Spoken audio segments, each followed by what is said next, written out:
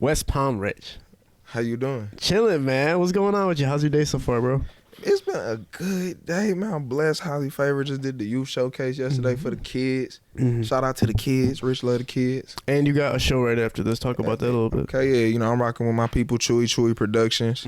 One of my family members in Florida, he really tied me in with Chewy, and Chewy gave me an opportunity to go turn up tonight. You feel me? Potentially go to this Sada Baby show in Ohio. So cool. Yeah, I met Chewy's production through Shy Killer. Yeah. I met Shy Bentley. I met him through Blueprint Bentley. You know, Shy, he's sweet. He hard. Shy. Every time Shy comes on here, we get the most viral posts ever.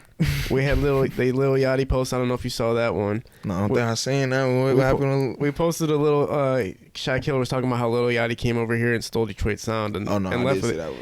Yeah, and then Lil Yachty had responded to us and shit, and then we were like, okay, this is crazy. And then before a long time ago, same thing. So Shy's viral material. But anyway, man. Yeah, man. Detroit right now is at a good spot with music. You know what I'm saying? Obviously, we got the spotlight on us.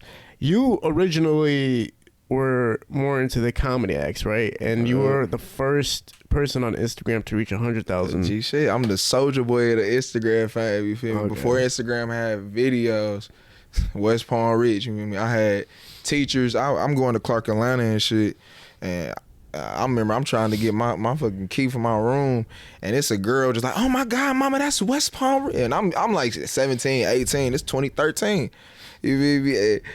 This back in the day. So, you know, that's something I had to kind of transition from, because I'm like, man, I don't want to get seen in this light where, like, no diss to comedians, but I feel like when you come off as a comic first, it's hard for people to take you serious with certain shit. Not to say you can't do it, but I got a serious music, I got a serious sound, I got a serious message that I need to portray. And I need to portray, I need to relay to the world.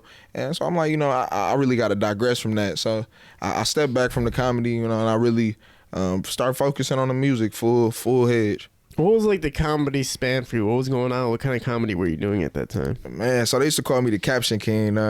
You feel? I was one of the only people in the world who could get niggas to read. I'm on Instagram, make you read a whole 7-minute fucking paragraph. You just and you had to throw in a piece of gum at this bitch neck. God, you just a whole bunch of little stories and shit. And I was just young, just telling shit stories, being from Detroit, just being in. You know, although I grew up, I was born in Florida. Shout out to Harlem. Although I was born in Florida, just growing up in the city maybe, and it was just so much shit you would see, and shit. I was just telling my little stories about life, and people just really fucked with them. You know, so yeah. And this was before Instagram had videos. So once they did have videos, I started, you know, really going full steam with the comedy. I try to do a little stand up when I'm in Atlanta and shit. I did a show with comedian CP up here, and shit. I ain't gonna lie, the first set, them motherfuckers not fucking with me. They like 40 and shit. I'm 18. They was not fucking with my ass. We went out back. He let me hit a blunt one time. Man, that bitch opened up my mind. I go kill the second set.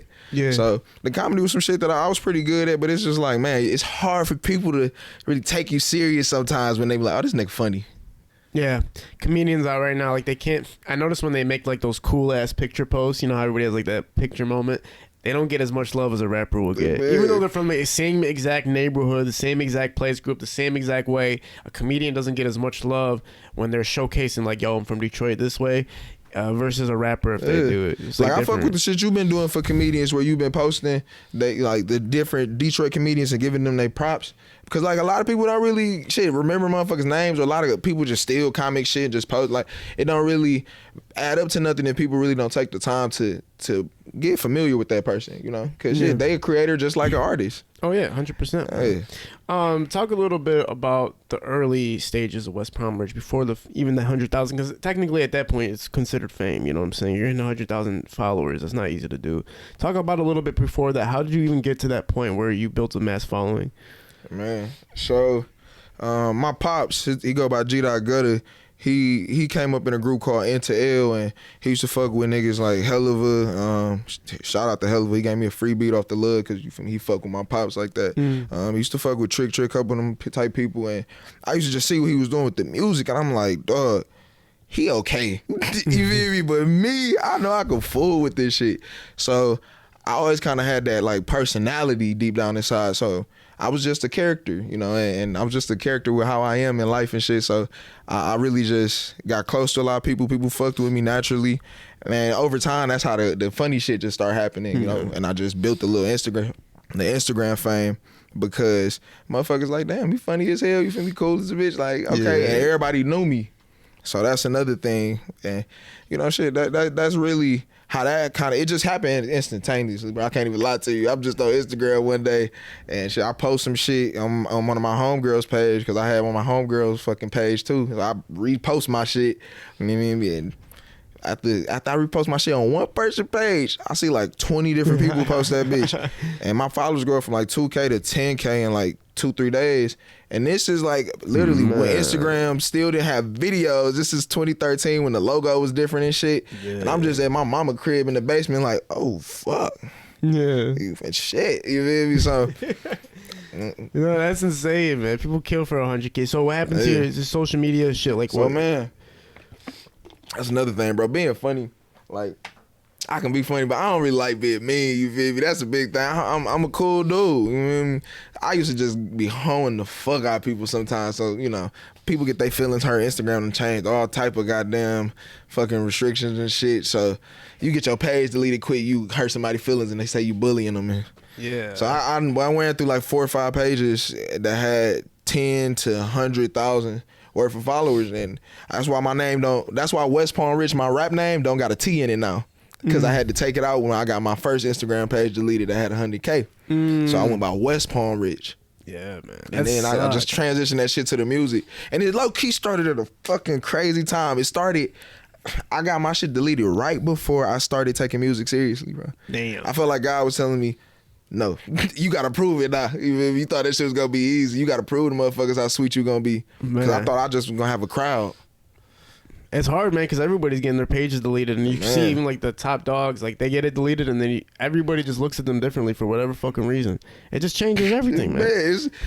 Instagram has really, you know, changed the little dopamine to give you. It really changed our mindset sometimes with, oh, like, damn, you don't got this. He not that sweet of a videographer. He's not that sweet of a rapper. He don't got this many followers. Oh, he only getting this couple likes. Like, so everybody damn near judging everybody type shit. It's stupid. It's dumb as hell. You feel me? Like, I know some motherfuckers who ain't never been on Instagram who done made $1 million. And that's just how life be sometimes. Yeah, exactly, man. Talk a little bit about the process now where you're going from, you know, the comedy and how it broke into music. Yeah, so like I said, I grew up around my pop, so I knew music was one of my biggest goals. But I wanted to take it seriously, so I was just doing what was simple at that time until I could really be consistent with it. And after I moved back to Detroit from I went to Clark, Atlanta for a year. And after I moved back to Detroit, I'm like, damn, if I want to blow up anywhere with this music, because I'm from Florida, I'm born in Florida, and I stayed in Atlanta for a good amount of my life too, but I'm like, fuck, if I want to blow up anywhere, I want to make it in the city. You feel me? You make it in the city, nigga, you make it anywhere. Because niggas in the city just don't let you make it. You got to prove that shit. And that's something I love about the city. You got to prove that shit. And that's really what drew me back to, like, all right, let me really step up with the music. Let me lock in. And I transition, you know, completely from the comedy shit. I'm like, I don't even want to be known from that right now. I want to be associated with that. You know, people still know me like, oh my God, I wish you would go back to. I'm like, look, man, you know, I ain't fucking with it right now. I'm over here trying to put something bigger to the, you know, to the world, you know. Yeah. So that was really when I decided around 2015, 2016, like, I'm gonna step off from the comedy completely. I ain't about to try to get none of these pages back. I'm not about to try to do no more of that shit. And I saw my pops, you know, he told me how to do the music shit, you know, from just watching him do it. And then he shot a few videos with me to put me in the game. And I'm like, all right, let's go. Yeah, man. The message behind your music right now is obviously different from everybody else that's putting music, especially in Detroit. Talk about why you took a different direction with your music. I mean, I call my sound Ghetto Gospel. You feel me? I'm speaking the ugly truth. You feel me? I'm doing the dirty work. I'm doing the shit most people don't want to think about doing. Because who the fuck gonna do it? I'm taking the blame. You feel me? I'm speaking that shit that in life that everybody go through. You feel me? I make music for the trouble. And if you ain't never been in trouble, don't listen to my shit. Do you find it hard because of this what's popping and what's trending right now is a little bit off from that right now, obviously. So you kind of feel like a lone soldier in this right now? I definitely feel like I'm going the harder way. Yeah, for sure. I'm not taking the easy route, but my shit gonna last. I make timeless music. You feel me? I want to make something that you could play to your kids. Is there an artist that you see that has ever done that? I mean, there are obviously a lot of them, but which one kind of stuck out to you? It would probably be Drake, Kanye. Okay. Drake, Kanye, and Big and Pac. Like Biggie was a real wordsmith, but Pac his music was real like poetic. Mm-hmm. It really was poetic justice, and I love that shit.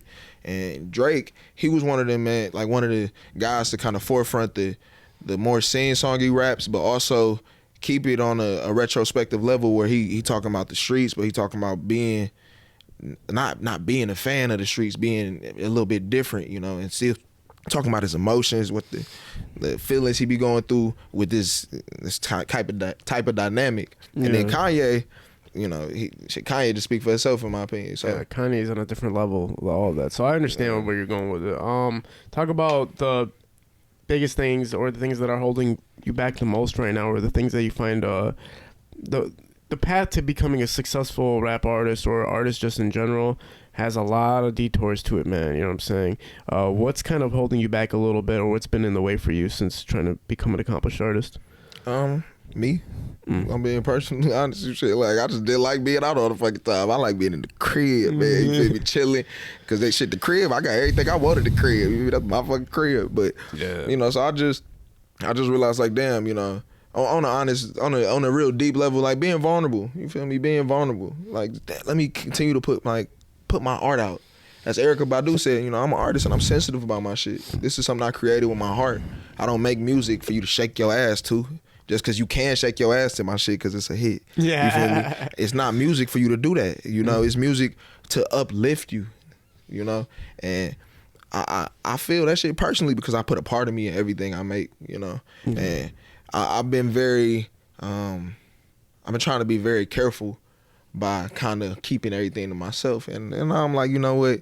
I'm giving it to the world, man. They need this shit just as much as I do.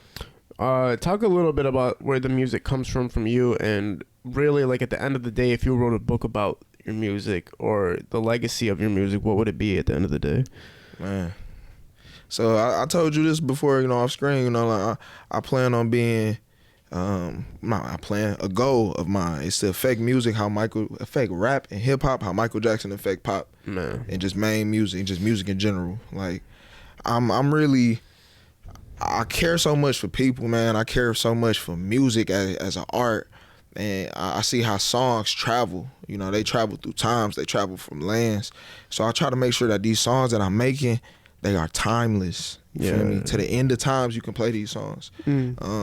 And that's really my legacy. My legacy is making sure I'm spitting something to the people that I don't give a fuck if you go back a minute or if you go back 100,000 years, this shit makes sense. This is some shit that's good for you. Similar to like the Bible, kind of. Man, shit. That's what my creative agency that we built with the camp, it came from a biblical reference in the Bible, how they used to move in camps. You got to be able to do this shit for the people, man. Yeah. And that's big. That's really important for me, So that's what my whole legacy as an artist is making sure I give back to the people the right way. Have you seen reciprocation so far? Have you seen people really reach out to you and say, like, I need more of this? Or can you tell us some of those stories about fans or people that have been supporting you and how they react to your music? Man, so shit, even back from the comedy days, I used to have people tell me, like, not used to, I have people hit me up like, man, I needed to hear this. What you said, man, I've been going through that, something like that, and you joking about it, and then, man, fuck, man, I was glad to see somebody else going through it and get through it, And then with the music, shit, I get people telling me, like, bro, you different, man. It's just something about you. I love how you keep it real. I love how you not promoting certain things.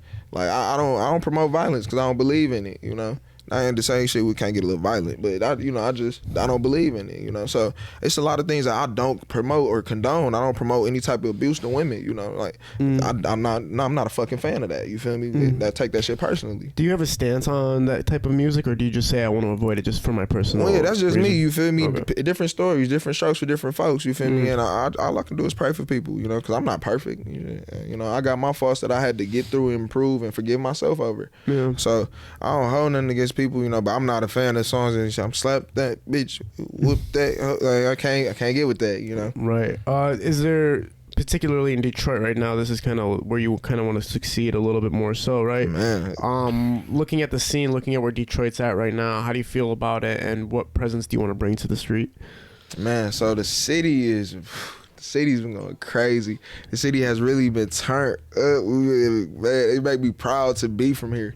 It make me proud to stay here. It make me proud to. I don't want to move nowhere else for real. Like, I love all the different places I've been, but just being in Detroit and just the energy, the fucking grit. We've been showing that shit, and we finally getting the recognition, man. Recognition, and that's what I thank God for that, honestly, because Detroit got so many talented people. You feel me? From the street artists, from the poetic artists, from the creative artists, from the boom bap artists. You feel me? We got like. This was the home of Motown. Yeah, even music is in our blood, so that's a big thing. And I'm happy, I'm excited, I'm charged up that Detroit's finally getting that global eye, and that's the big reason why I'm trying to make it from here, because I knew it was just a matter of time. You know what I mean? That's why I was like, I'm not going back nowhere but the fucking city, man. Yeah, because the city gonna fucking make it, and I know I'm gonna make it too. Even we gonna make it together. Oh yeah, man. The spotlights here, even like those local ass ABC News or whatever local Detroit news stations that never promote rap music have been promoting it more so now. Like you never thought those stations would be promoting Detroit music, but now they're like, oh, we're blowing up though, so we got to promote this shit. We have to. So the spotlight's definitely here. So again, with the fan base and reciprocation from Detroit specifically, what are you seeing? Like, is the reaction what you expected? Do you feel like you're getting the acknowledgement you deserve right now? Yeah, so I feel like I'm in a different lane as far as like, okay, so a couple of the artists, that come off my head, top of the head when I think of Detroit: Babyface Ray, Peasy, Rio. Like, even though I made a song with Rio, I'm not really in that type of lane. I'm really making different type of music, so I speak more for the creative side. And Babyface Ray, he in my opinion, he's a big mixture of the creative and the street. You feel me? I grew up in the streets. You feel me? I grew up around a lot of street shit, but I'm not really trying to perpetuate none of that shit. You feel me? I'm really trying to put an end to it. You feel me? And that's a big thing to come off in my music. So my lane is more so on the creative side, because I'm trying to show motherfuckers like, damn, this is an art, and look at what this motherfucker from the same places, these motherfuckers, these niggas who's in the streets and they make this shit, look what he was able to do in that same environment. Talk about that collaboration a little bit. I mean, that's a big name artist. Talk about how that came together, and just talk about the experience. So shit. We was in the studio, shit, 100 days, 100 nights. You feel me? We was in the studio. Camp was in that bitch. This before we recorded Collective Studios before Hell of a had bought it and shit. I believe he one of the owners and shit now. So we was in Collective. We was working and whatnot, and shit, we was just in the studio a lot. And my homeboy Top Beats, he had sent me a beat. Was like, hey bro, you should really get Rio on this bitch. And I'm like, shit. Hit him up, you feel me? I'm like, hit him up, because he was plugged in with Rio, so I'm like, shit, I really need him on that bitch, you feel me? So he told him, he set it up, we in the stew, and shit, we was just in there and shit, just like regular people, Rio cool ass motherfucker, he a down to earth nigga, and he got a heavy work ethic, bro. I seen him record. Can you bring that microphone a little bit closer? No, it's yours though. Oh, mine's too close? Down, down, and bring it down a little. Oh, my fault. Okay. We good. It's just you getting breath into it, and it's Oh, damn. bassy, Okay, I got you. I'm breathing into this motherfucker. I'm too into the story. The story is a good story. I want to hear the story. Where's the popcorn at? All right, go ahead. Keep continuing on that. So yeah, he had he came to the stew. You feel me? At the Top Beat set it up. Shit, we in the stew. I'm just getting to chop it up with Rio, and shit, his work ethic was crazy. He was in the studio for probably like 2-3 months, like back to back to back, and right after that, and I'm like, fuck, you feel me? I really got to witness that because he was in the same studio we always go to in our home studio.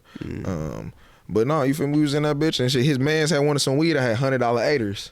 I had G shit. I had some $100. You feel me? I good GGC plug real quick. GGC All Star, bitch, being All Star, best crowd in the city. You feel me? I gotta put that down. Yeah, so GGC, all right. and so I had some crud. His mans was like, and shit, how much is Zaza? Because we low key really brought Zaza's to the city. You feel me? GGC and my niggas. And she was like, how much is this shit? And I'm like, shit, this bitch $100 for real. I ain't gonna lie to you, cuz I fuck with you. I give it to you because you real people. So I gave him that bitch on a deal and shit. It made me think. The first bar I came on that song with was, nigga, hit a nigga with $100 8er. Yeah, shit. Rio was fucking with it. We just went in that bitch and did our thing. That's heat. Yeah, so it was vibes. You feel me? Vibes like we was talking about earlier. You've collaborated with a lot of major artists from the city, though. Obviously, not just Rio. Like All Star JR is a prominent name in the city that you worked with. Talk about all the artists that you have collaborated with, and which experience stood out to you the most. Man, all right, so shit, the JR song, that was me, Rich Lee, and JR. Shout out to Rich Lee, you feel me? My boy been going crazy. But we did that song, Juan B sent us the beat, and I'm like, damn, you feel me? This it. So we go to the stew, we set it up with JR, and personally, JR got some good music, you know, but I'm not a fan of some of like his beat selection, but he a great storyteller, and he do got some hits that I fuck with. So when Lee told me he about to get on this song, I'm like, damn, I'm excited to hear him. But when he put his fucking verse down, nigga, I tell you, he snapped to that bitch. I'm like, damn, I look, he want to re-record my shit. I went first in this bitch. Yeah. You feel me? So JR, he did his thing. It was smooth to fuck with him. It was good. We got locked in after that. I went to Florida and fucked with DKE Author. He just got signed to Atlantic Records not too long ago. And when I tell you, man, you know, that session was just in my Florida home studio, one of the first ones I recorded it. I just caught him coming out the stool. I'm like, damn, bro, you feel me? You trying to work? He like, shit, let's do it. We jump in that bitch, less than an hour, boom, quick song, you feel me? And that bitch was good. Yeah. We put Horse on that bitch. They got a couple different camp members on it too. So, you know, that's a big thing. I try to put camp on the features we get because this not just for me, this for we. Yeah. The best feature though, I can't lie to you, the vibe, the ASAP 12 feature, man. He came in, he had a show, went to a little show real quick, and shit, we head to the stew quick after the show. My fucking engineer producer X Heisenberg, he like, man, let me cook up something on the spot. I'm like, shit, cook that bitch up, man. We trying to be here all night though. You feel me? It's 2:00, man. I'm like, let's work. So shit, he cooked that bitch up. At 12 even, we just in that bitch rolling, blowing, you know, talking, and we just catching vibes, you feel me? And he just like, yeah, I really fuck with your shit, bro. I want you snap on this bitch. I'm like, shit, you want me to snap on this bitch? I'm ready to come on, you feel me? So he laid his verse down. One of the hardest verses on any of my songs. You feel me? One of the hardest verses. So shit, I laid my shit down. I did the hook, man. Everybody was in that bitch vibing. Everybody, it was about 15, 20 of us in that bitch, you feel me? Everybody's in that bitch. Yeah. You know, so that was probably my favorite one. Yeah, man. That's like, you put together the right fucking people for it. Is everything okay?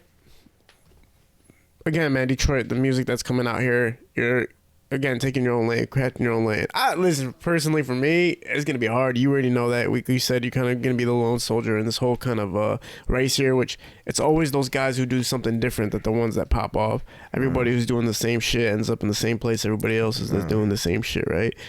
Talk a little bit about, you know, is there faith backing it up? Is there faith backing up the music? Is there a little more religious tone to the music? Shit, it gotta be God, man. Yeah. You hear what I'm trying to do? Yeah. It sound crazy to me. Yeah, man. It gotta be God. I can't lie to you. But everybody goes to church, so I mean, shit. See, I don't go to church all the time, man, because I am church. You know what I mean? I gotta move shit, you know, in a holy trinity, you know, so...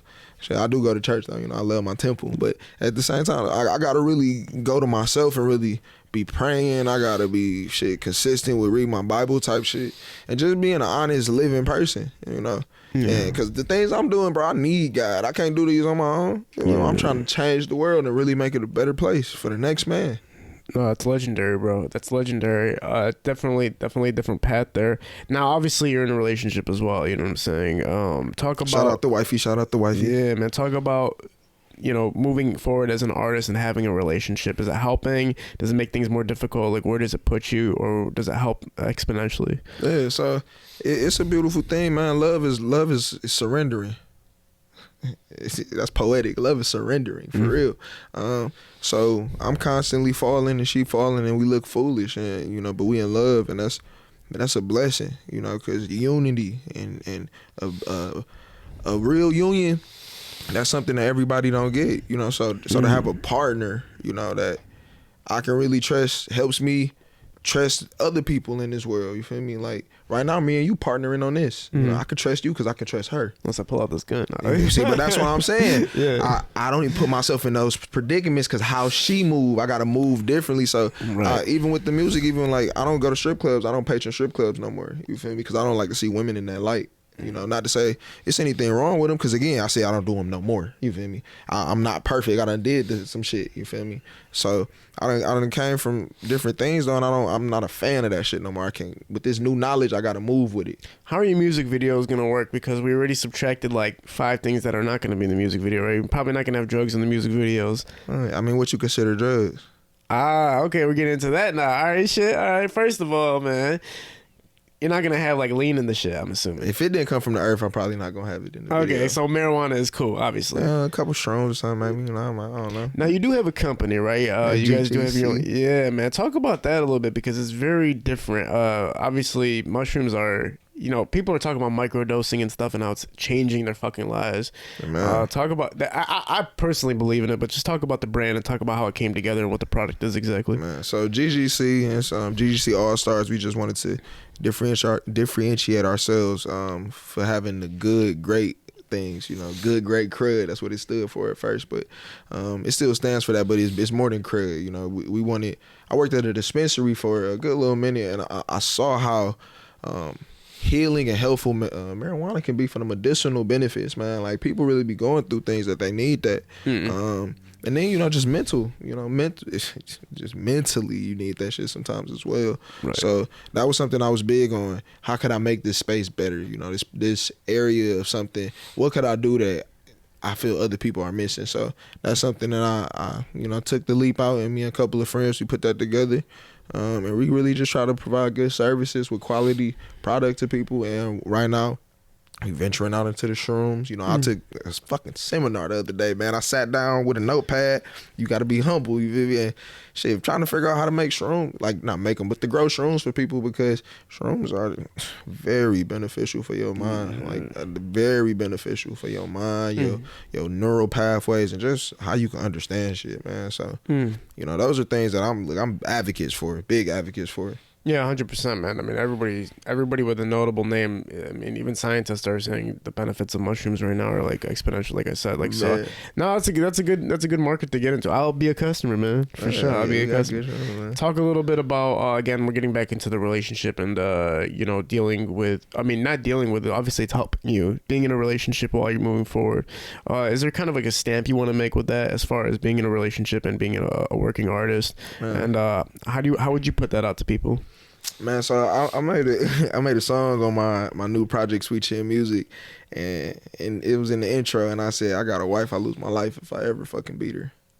You feel me? I'm saying shit that people like, damn, why would he say that? No, because I'm spitting real rap. Like, man, don't you ever do some shit like that to your wife. You gotta love your woman. Like, I'm promoting love, man, in all aspects.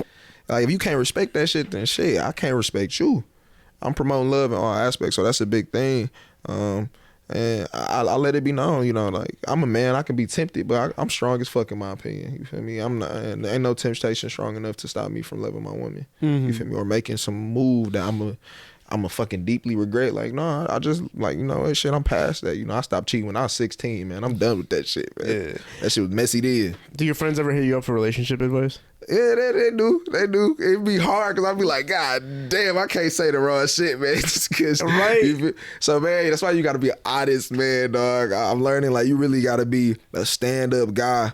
Like, if I cheat on my wife, you can't trust me. You shouldn't trust me to do business with you because I can't even be trusted with the woman I'm sleeping with every night. But what if you value a relationship differently than you manage a business or something like that? What if you look See, at now those- that's nah. If that woman knows what the man values, what's his priorities, you know, mine's are God, wife, family, you know, and then business. That's how my values is. So she agreed to my term. It's like terms and conditions to Instagram. You feel me? Right. You got to agree to people's terms and conditions. So if your lady know like shit, maybe the business come first. She either got to show you why she need to come before the business, or she got to settle into that position. You know. But with me, you know, I don't put money over my lady. You feel me? If I got a chance to make some money and a chance to help my lady out, I'm gonna take the lady. You feel me? My lady. You know, I just can't pick some fucking money over her. So what is like when your friends call you for relationship advice? What's like the biggest concern that they have? What do you always find yourself giving the same response back? Like what's the biggest question that people come up to you with, and what's like your normal response to most of that shit? And man, shit, it just be the basic trials. You feel me? Just feeling kind of like you tried. Like damn, she just trying. You feel me? And I'm like, bro, I go through the same shit, and you know how much I love my lady, so don't think that shit ain't gonna happen. I swear I always gotta say. You gonna go through the fucking trials, dog. That's the big thing. You gonna go through the trials, but it's really just keeping in mind, like, dude, you worth going through all this shit for. You feel me? So if you ain't got somebody worth it, that's either on your ass for not choosing good enough, or that's on your ass for agreeing to be with her. Like, at the end of the day, I realize as a man, I gotta be first. I gotta do everything first. So I know that my woman didn't pursue me, I pursued her. You know what I mean? So I was first to make the move, and then she moved back in mine. You know what I mean? So it's really shit like, if you want to be a man, you gotta be a man. Yeah. No, that's heat. That's heat. You're accountable. You know what I'm saying? You gotta be accountable. That's one of the words of the year. Yeah, accountable is coming up, man. Because it just means responsibility. You're taking responsibility for who you are and where you're at and what's going on around you, right? Yeah. Talk a little bit about your future plans, man. What do you got coming up in the works? Obviously, this isn't going to be easy what you're doing, so kind of give us a little bit of the roadmap here. Man, so yeah, we got a lot. Immediately, I got Parables of the Poor coming out in April. We're doing an album release April 17th on Easter. Parables of the Poor is that album. That album that's gonna do for people. It's gonna do what Reasonably Doubt did for people. It's gonna really get niggas some game. Give people some game where they can be like, oh no, he's spitting. You feel me? This some shit. This how I feel. Yeah. You know, so I'm really talking about shit, life, and how it is just to live in this fucking world. You feel me? But it's some shit that we all can relate to that's coming out. We just built a little event space for artists at one of our new venues where we doing, it's called The Social. We bring artists out and we doing different things, all type of artists. We did a fashion show. We got a comedy show coming up. We got a showcase this Saturday. We doing another showcase next month. And we giving away $1,500 worth of shit for this showcase. You feel me? Video time, interviews, studio time, beats that you own, not leased. That you own, not least. Fucking YouTube niggas. You feel me?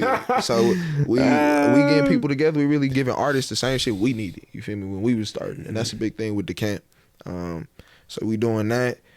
Shit, we got so much the camp shit dropping. The Camp World project. We got projects from shit. I got one with Bills. I got one with Bentley. I got one with Rich Lee. I got one with Two Dope. I got one with Wavy AP. With Styleboy, we got so much shit to take with it. Shred Gang Horse dropping, Free My Baby, Free Horse, you feel me? We got a lot of shit under the works, you know? So we've been sitting on about 5 years of content. Wow. And from content as videos, music, songs, fucking shit, vlog shit, so much shit, you know? We like, let's stop being selfish, man. We really about to package this shit up because this is what the world need to see.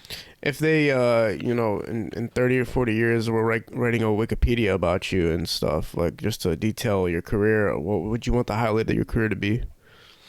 Man, I was watching Dr. Dre for the Super Bowl, man, and seeing what he did. Man, it was damn near like 20, 30, 40 years of music he helped foster. Man. And that's what I'm here to do, man. That's what the camp is. It's not for me. I'm here to put these motherfuckers on who need the fucking shine. They need their fucking shot, man. So anybody who really ain't had a chance, you feel me, and they got that shit, they been working like, nigga, till I get it. That's what I'm here for. I'm here to build that bridge for us, because all we need is a chance. You feel me? So that's my big thing, man. I want to play a role, similar to that, where I can look back and be like, these are artists. I knew they had that shit before everybody else did, and I was doing everything I could to help them get there. Man, that was fucking beautifully said, bro, man. I appreciate you being on, man. I hope you come back again and join us again. Give us a good update of what's going on. Yeah. I'm going to really be tapping in because I love to follow somebody that's doing something different. So hopefully, like, in a few months to 5 months, we're going to see, like, a big-ass explosion coming from your side, let's come back, man. You feel me? Put a pin in it. For sure, man. I appreciate you. Everybody go check out my dog, WesPalmRich, man. Tell them how they can find you on social media. Yes, sir. WesPalmRich. You can find me at Real West Palm on Instagram. Everything else, WesPalmRich. You can find my music everywhere, WesPalmRich. Make sure you bang that Sweet Chin music. Just drop. Parables of the Port dropping in April. Thank you so much. We have Parallel Sound Studio that's hosting this for us, and then we have Vantage Photo filming this behind the scenes. Thank you so much. Season. We're out. Peace.